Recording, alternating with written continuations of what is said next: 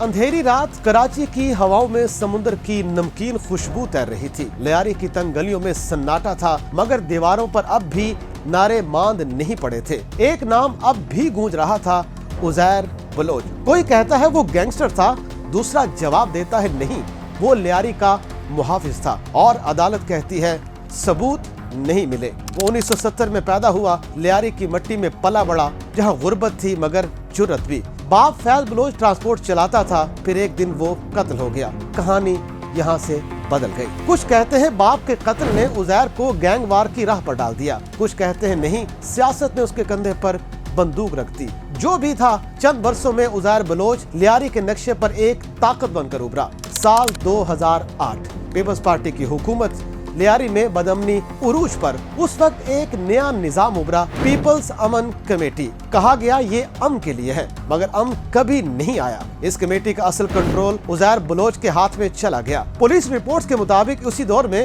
लियारी में 100 से ज्यादा मुकदमात दर्ज हुए। कत्ल, इगवा, भत्ता, असलहा और हर केस के साए में एक नाम, उज़ैर बलोच। लियारी की दीवारों पर उसके बैनर्स थे, लेकिन फाइलों में उसके वारंट। कुछ सियासतदान उसे हीरो कहते रहे और कुछ मुजरिम, और शहर दो हिस्सों में बंट गया, लियारी वाले और बाकी कराची।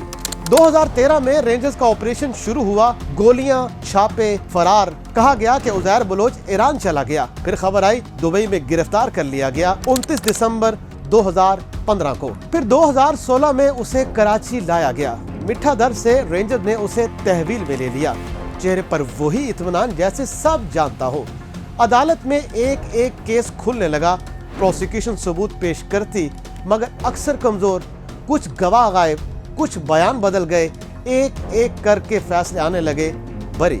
अब तक 75 में से 63 मुकदमात में यही लफ्ज गूंज चुका है। फिर सवाल उठा, अगर वो सब कुछ करता रहा तो सजा क्यों नहीं हुई? वकला कहते हैं रियासत ने केस मजबूत नहीं बनाया, पुलिस कहती है गवाह डर गए, और लोग कहते हैं ताकत अब भी उसके साथ है। फौजी अदालत ने 2020 में उसे गैर मुल्की एजेंसी से राब्ते के इल्जाम में 12 साल की कैद सुनाई, लेकिन सिविल अदालतों में वो एक एक करके छूटता गया। अब 2025 में एक और फैसला, बरी। 13 साल पुराना मुकदमा खत्म। अदालत ने कहा प्रोसिक्यूशन जुर्म साबित करने में नाकाम रही है। अब लियारी में लोग सरगोशी करते हैं, क्या वो वापस आएगा? कुछ खौफ से पूछते हैं, कुछ उम्मीद से, क्योंकि लियारी के लिए वो सिर्फ एक शख्स नहीं, एक याद है, एक जख्म और एक सवाल। क्या कानून वाकई ताकतवर है, या ताकतवर कानून से आजाद?